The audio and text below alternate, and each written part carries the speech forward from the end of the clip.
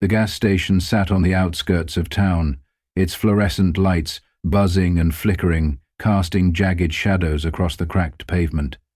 It was the kind of place that felt abandoned even when it wasn't. At this hour, past midnight, the lot was nearly empty, save for a few stragglers. A man leaning against his truck, scrolling through his phone, a tired-looking woman refilling her soda at the convenience store, and the cashier behind the counter, half watching a small television while pretending not to notice anything. Marcus Reynolds pulled his black luxury sedan up to an open pump. The engine hummed softly before shutting off, leaving behind an unsettling silence. He exhaled, stretching his shoulders before stepping out. The air was crisp, carrying the faint scent of gasoline and asphalt. Marcus wasn't in a rush. Long drives at night were his way of unwinding, his escape from the high-stakes world he navigated every day. The empty roads gave him time to think, to breathe. He had learned to appreciate these quiet moments, because they never lasted. As he reached for the gas nozzle, a sudden flicker of red and blue lights reflected in his rear windshield. Marcus didn't react immediately. Cops patrolled these areas all the time, sometimes looking for trouble, sometimes just looking. He stayed focused on the task at hand, inserting the nozzle into the tank, feeling the quiet hum of the pump. The police cruiser rolled into the lot slowly, its tires crunching against the gravel. It didn't park near the convenience store, nor did it pull up to a pump. Instead, it stopped just a few yards behind Marcus's car, engine still running, headlights casting long beams onto the pavement. Marcus caught the movement through his side mirror. The officer wasn't moving, just sitting there, watching. The back of Marcus's neck tightened. He knew this feeling, the quiet before the storm. After a long pause, the driver's side door of the cruiser finally swung open. Deputy Carter stepped out, adjusting his belt as he approached. He was young, maybe late 20s, with the kind of posture that screamed authority, legs wide, chest slightly puffed, shoulders squared. His right hand hovered near his duty belt, fingers inches from his baton. Marcus exhaled slowly. He had seen this type before. "Evening," Carter said, voice clipped, sharp with control. "Mind telling me what you're doing here?" Marcus turned, resting an elbow on the roof of his car. "Getting gas?" His tone was even, his expression unreadable. Carter squinted slightly, like he was trying to find something, anything, that would justify his suspicion. "This your vehicle?" Marcus didn't glance at the car. He already knew where this was going. "It is." The air between them thickened. The officer's stance shifted, his fingers flexing. "Gonna need to see some ID." Marcus studied him, the way Carter's eyes flicked toward the empty lot, checking for witnesses, calculating. Marcus had a choice to make, and he already knew this was just the beginning. Marcus could feel the weight of Deputy Carter's stare pressing down on him, thick with suspicion, thick with the kind of unspoken authority that demanded obedience. But Marcus wasn't in the business of giving in to intimidation. Not tonight.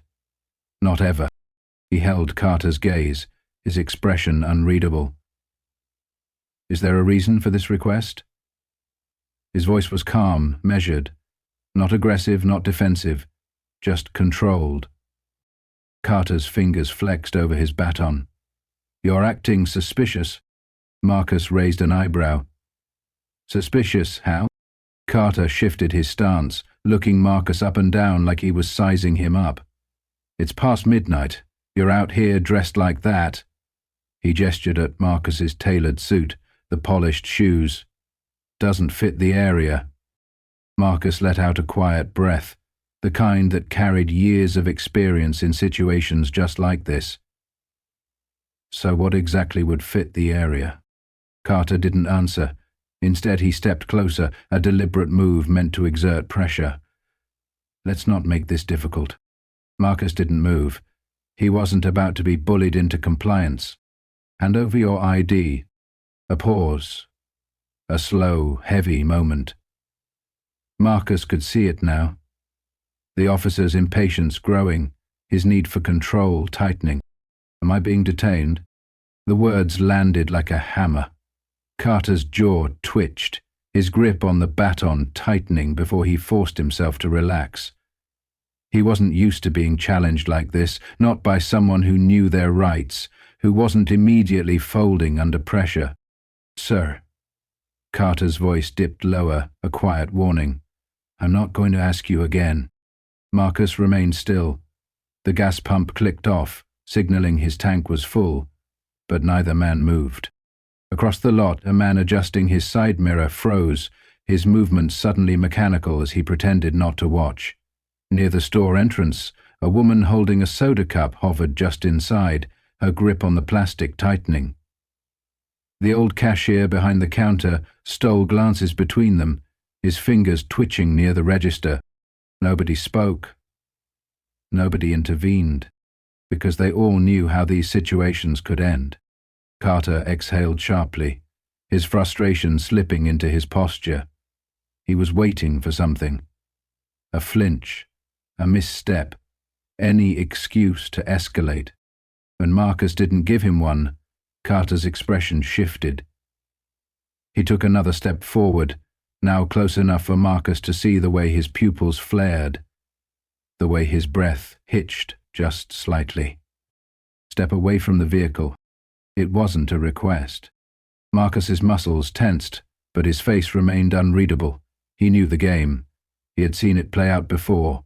False charges, resisting arrest accusations, manufactured justification.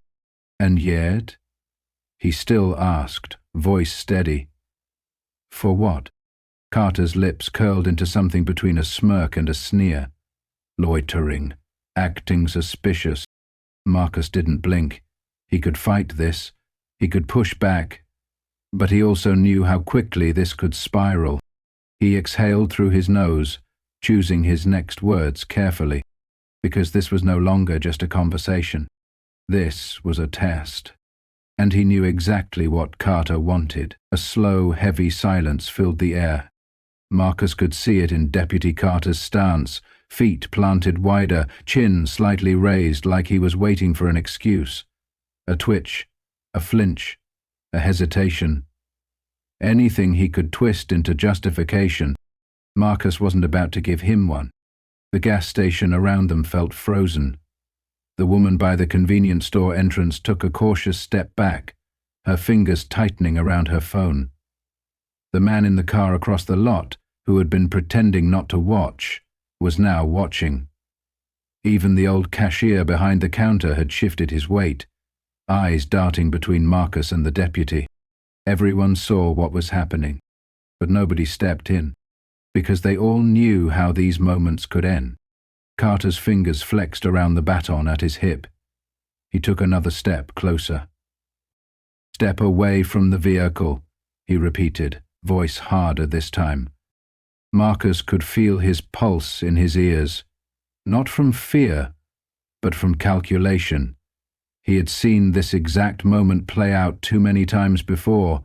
He knew the steps. He knew the risks. And he knew what would happen if he made the wrong move. He exhaled, slow and controlled. "I just finished filling my tank." "That's not loitering." Carter scoffed, his eyes gleaming with something almost eager. He wanted resistance. He wanted a reason. "You got drugs in the car?" The accusation came casually, tossed out like it was an afterthought, like it was expected. Marcus blinked, barely believing what he had just heard. "What?" Carter tilted his head slightly, studying him. "What's in the trunk?" Marcus felt his jaw tighten. "You have no probable cause to search my car." A sharp breath. The deputy's fingers curled tighter around the baton, and for a split second, just a split second, Marcus saw something dangerous flicker across Carter's face. This officer wasn't just trying to establish dominance. He wanted a reaction, a flinch, a raised voice, any reason to escalate. Marcus had 1 second to decide how to handle this. One wrong move, and this would spiral. The woman by the store gripped her phone tighter. The man in his car sat completely still. The cashier shifted again. They all knew, and so did Marcus. Carter's hand twitched near his baton. The next moment could decide everything. Marcus didn't move, didn't blink, didn't react. The gas station was silent. And then, a sharp flood of headlights sliced through the night. Engines rumbled. 3 black SUVs rolled into the lot, slow, deliberate, and the entire dynamic of power shifted in an instant. The sudden flood of headlights washed over the gas station, stretching long shadows across the pavement. Deputy Carter flinched, his grip tightening around the baton at his hip. Marcus didn't turn. He didn't need to. He could already feel the shift in the air. Engines rumbled low as the 3 black SUVs rolled to a controlled stop near the pumps. Tinted windows, blacked-out rims. Not ordinary vehicles. For the first time since the encounter began, Marcus saw uncertainty flicker across Carter's face. Inside the convenience store, the woman by the window pressed her phone tighter in her hands, her eyes darting between Marcus and the SUVs. The man in the parked car, who had been trying to stay unnoticed, was now fully turned in his seat, watching. Even the gas station attendant, an older man who had seemed uninterested before, straightened his posture behind the counter. His hands hovered near the register, as if preparing for something to unfold. The gas station was no longer just a backdrop to an unfolding situation. It was a stage. And Carter, for the first time, was no longer the man in control. His gaze snapped back to Marcus, suspicion clouding his expression. "Who the hell is that?" Marcus didn't answer. The SUVs sat still for a long, loaded moment. Then, almost in unison, all 3 doors swung open. The unmistakable click of dress shoes against pavement followed. The men who stepped out were sharp, well-dressed, clean-cut. Their movements were precise, controlled. They weren't rushing. They weren't nervous. They were assessing. And it wasn't just the suits. It was the way they carried themselves.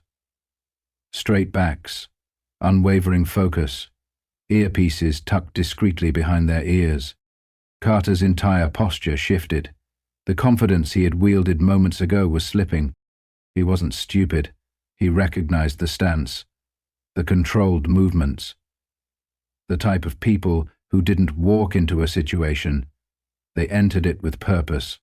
His eyes flickered between them and Marcus, trying to piece it together.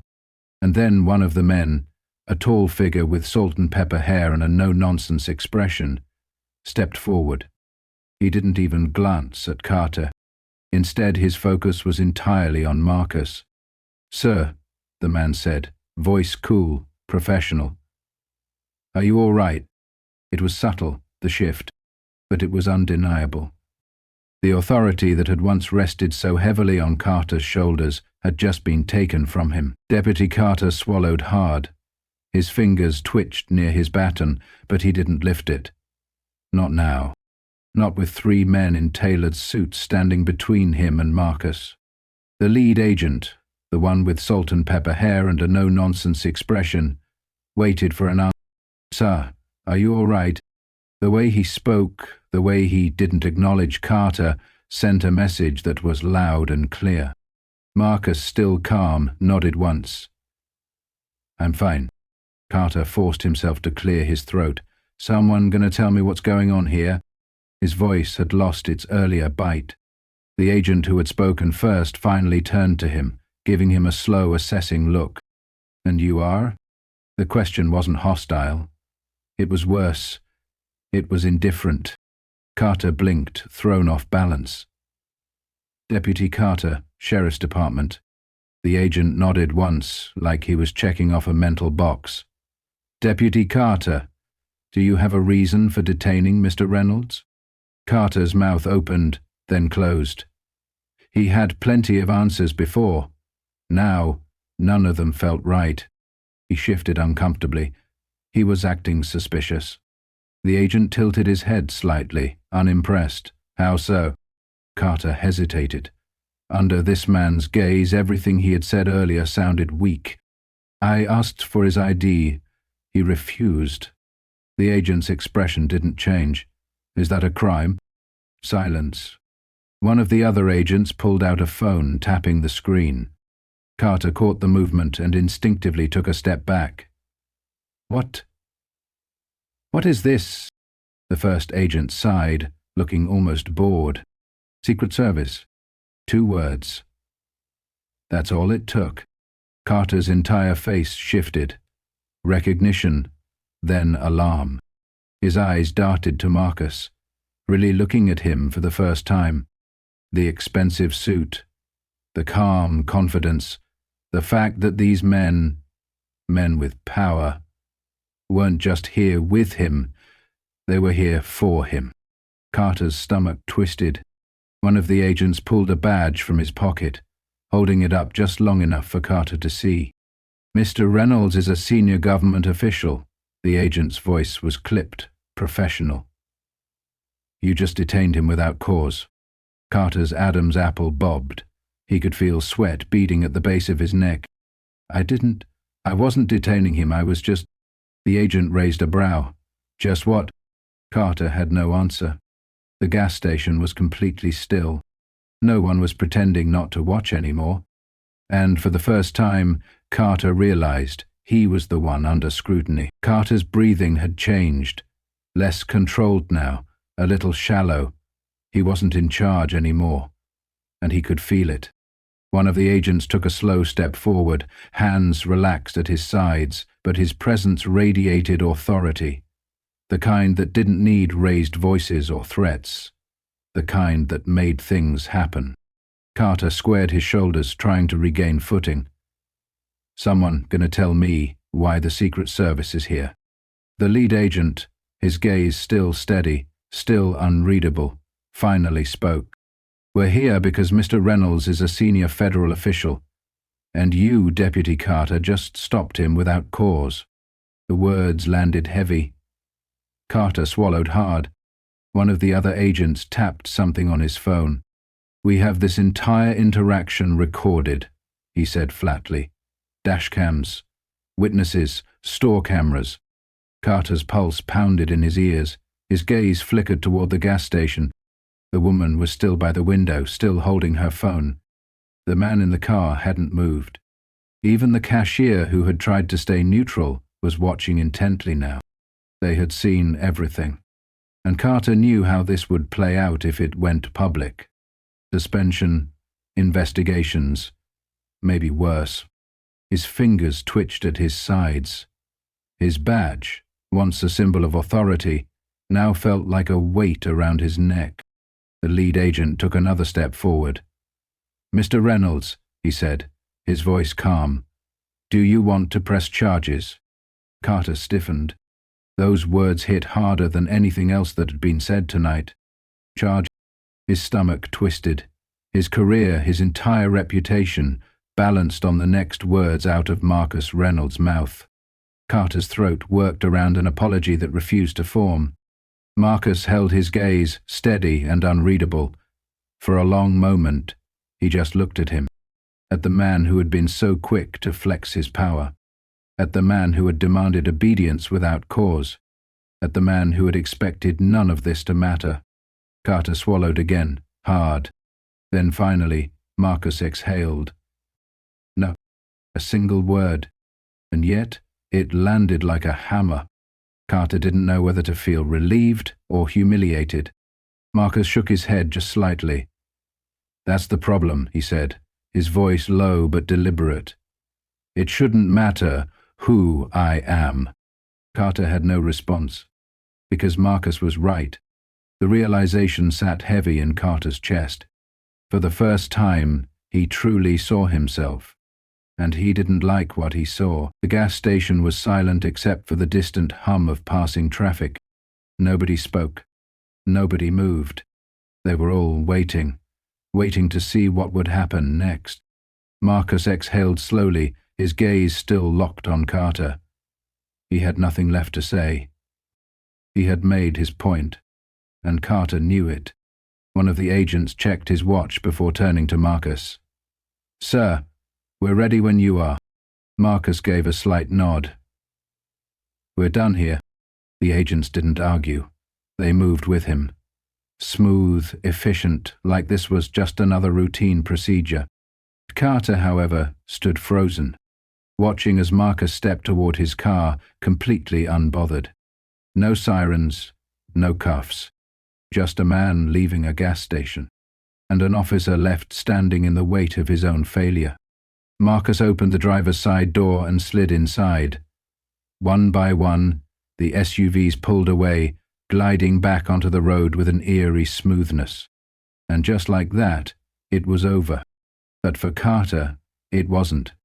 His pulse was still hammering against his ribs, his hands still clammy despite the cool night air. His entire body felt rigid, locked in place by the weight of what he had done. Or almost done.